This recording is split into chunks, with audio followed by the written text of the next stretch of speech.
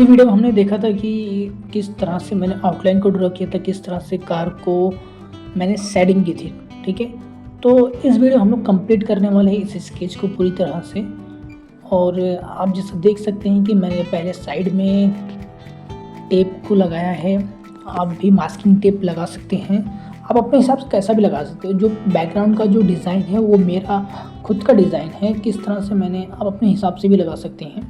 जब भी इस तरह के स्केचेस बना रहे हैं तो इस तरह का चीज़ कर सकते हैं। टेप लगाने की एक वजह होती है, जैसे आप कार के ऊपर देखेंगे वाइट वाइट एरिया दिख रहा है, ठीक है, उसको ज़्यादा दिखाने के लिए, हाईलाइटेड दिखाने के लिए हम लोग बैकग्राउंड को डार्क करते हैं अपने हिसाब से। ठीक है, उसके लिए मैं यहाँ पे चारकोल पेंसिल का यूज़ कर रहा हूँ बैकग्राउंड में। आप चारकोल पाउडर का भी यूज़ कर सकते हैं।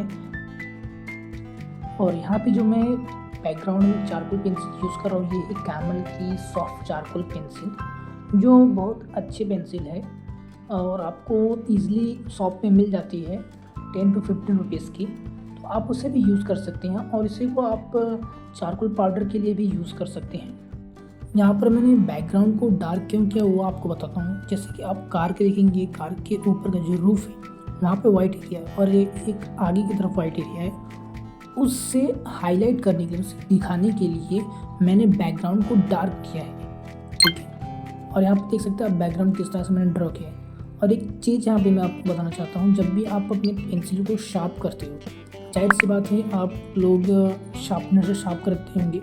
मैं पेंसिल कट, जो अपना पेपर कटर होता है, मैं उससे शार्प करता हूँ। तो आप शार्प करते हैं, कहीं ना कहीं आपकी लीड टूट जाती होगी। तो मैं क्या करता हूँ, जो अपना पेपर कटर होता है मैं उससे शार्प करता हूँ। और इस तरह से आपको एक डिब्बा लेना है, आपको इस तरह से एक छोटा सा इस तरह से कैन लेना है। उसके साइड में आपको सैंड पेपर चिपकाना है, जैसे मैंने चिपकाया है। मेरा आपको ऐसा सजेशन है, आप कर सकते हैं, चाहे तो आपके ऊपर है। या फिर आप इस तरह का भी चीज़ ले सकते हैं डब्बा, तो उसके ऊपर चिपकाएं। जब पेंसिल को शार्प करें, शार्प करने के बाद इसके जो साइड में आपने जो सैंड पेपर लगाया उसके ऊपर पेंसिल को आप घिसें। घिसने से क्या होगा, इससे आपका दो बेनिफिट होगा। एक तो आपकी पेंसिल जो है वो शार्प हो जाएगी, दूसरा ये है कि आपके डब्बे में जो उसमें ना ग्रेफाइट या चारकोल पाउडर जमा हो जाएगा, जिससे आप बाद में बैकग्राउंड के लिए यूज़ कर सकते हैं या कहीं पर भी यूज़ कर सकते हैं। आप ये देख सकते हैं पेंसिल कितनी शार्प हो गई। ये मेरा आपको एक टिप्स है जो आप अपने आर्ट में यूज़ कर सकते हैं। और इसी तरह से आप ग्रेफाइट और चारकोल के लिए, दोनों के लिए अलग अलग बना सकते हैं। मैंने इस पेंसिल को भी इसी तरह से किया है। और यहाँ पे मैं, आप देख सकते हैं कार के ऊपर एक सिंबल है छोटा सा, जिसे मैं ड्रॉ कर रहा हूँ यहाँ पे। और ऐसी चीज़ें ड्रॉ करने के लिए आपको पेंसिल को बहुत ज़्यादा शार्प करनी पड़ती है, एकदम सुई की नोक की तरह। इस स्केच को बनाने में मुझे 18 से 20 घंटे गए हैं। बट मेरा आपको ये कहना है कि किसी भी स्केच को बनाते समय आपको बीच बीच में ब्रेक लेना है, कंटिन्यू एक जगह पर नहीं बैठना है। जैसा कि मैंने आपको पिछली वीडियो में बताया था कि आप मैकेनिकल पेंसिल को किस तरह से उसकी लीड को शार्प कर सकते हैं, सेम वही प्रोसेस मैं यहाँ पे भी कर रहा हूँ। जैसा आप पेंसिल की लीड देख सकते हैं, एक सुई की नोक की तरह आपको दिख रही होगी। और जो हाईलाइट है, जो डिटेलिंग से वो आप देख सकते हैं। जो आपको एकदम डार्क एरियाज दिख रहे हैं लाइन की तरह एकदम, इसको मैंने इसी तरह से ड्रॉ किया है एकदम। उसके ऊपर पेंसिल को बहुत ज़्यादा मैंने घिसा है, लेकिन संभाल के, पेपर में आपको होल नहीं करना है। और जैसा कि आप जानते हैं कि पिछली वीडियो में मैंने आपको बताया था कौन सा पेपर, कौन सा पेंसिल, कौन सा मटेरियल में यूज़ करो, सारी चीज़ें मैंने आपको ऑलरेडी बताई थी। और ये पार्ट 2 है। अगर आपने पिछली वीडियो नहीं देखी है तो प्लीज़ उसे जाके देखें। और कहीं पर भी आपको कमियां लग रही हैं, कहीं डार्कनेस है, कहीं डार्कनेस ज़्यादा है, तो आप उसे देखिए और उसे इम्प्रूव करते रहें। जैसे मान के चलिए कि आप ये टायर ड्रॉ कर रहे हैं, टायर को आप जब ड्रॉ करते हैं तो पूरा टाइम उसी को नहीं देना है। आपको आधा एरिया टायर का ड्रॉ करना है, आधा एरिया यहाँ का ड्रॉ करना है। क्या होता है ना, जब आप एक ही चीज़ पर फोकस करते हो और एक ही चीज़ को बार बार ड्रॉ करते हो, वो चीज़ें जब आपसे बनती नहीं है तो आपको गुस्सा आता है। तो मेरा ये कहने का, थोड़ा देर के लिए आप टायर बना लो, फिर दूसरे एरिया पे शिफ्ट हो जाओ, उससे बनाओ, उस एरिया को शिफ्ट छोड़ के फिर दूसरे एरिया को शिफ्ट करो। तो ऐसे ऐसे करके अपने आर्ट वर्क को कंप्लीट करना है। ऐसे में आपको इंटरेस्ट भी आएगा और आपका मन भी लगेगा।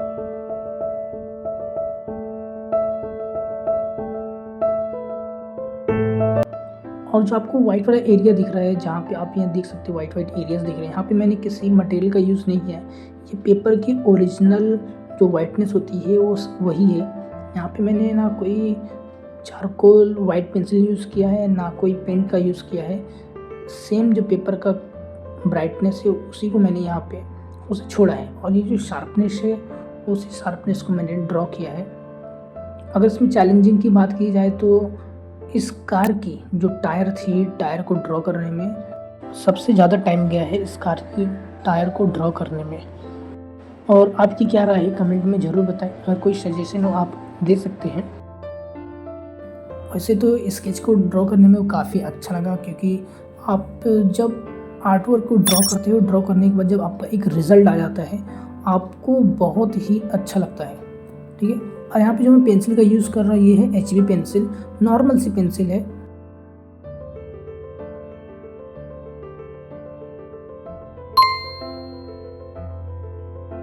सो फाइनली स्केच कहीं ना कहीं रेडी हो चुकी है थोड़ी सी। तो यहाँ पे जो मास्किंग टेप था उससे निकाल रहा हूँ। जो मास्किंग टेप को निकालने का एक तरीका होता है, जब भी आप मास्किंग टेप निकालें उसे क्रॉस में निकालें, जिस तरह से आप देख सकते हैं क्रॉस में। क्योंकि अगर आप स्ट्रेट निकालते हो कभी ना कहीं आपका पेपर फटने का चांसेस ज़्यादा होता है। और मैंने यहाँ पे फिक्सेटिव का यूज़ किया है। फिक्सेटिव का यूज़ करने के बाद एक चीज़ बता रहा हूँ, यहाँ पे आपको दिख रहा होगा वाइट पार्टिकल्स दिख रहे होंगे, छोटे छोटे पार्टिकल्स दिख रहे होंगे। तो इससे ये क्यों दिखता है, क्योंकि जो आपका फिक्सेटिव के अंदर माइक्रो पार्टिकल्स होते हैं, जो जब आप स्प्रे करते हो उसके अंदर से ये निकलते हैं और आपके आर्ट वर्क पर चिपक जाते हैं। और फिक्सेटिव का यूज़ तभी करें जब आपको ऐसा लगे कि आपका आर्ट वर्क पूरी तरह से रेडी हो चुका है, तभी आप अप्लाई करें। आप ये जो माइक्रो पार्टिकल्स उसे रिमूव करने के लिए मैंने ब्रश का यूज़ किया, बट ब्रश से वो रिमूव नहीं होगी क्योंकि वो चिपका हुआ है।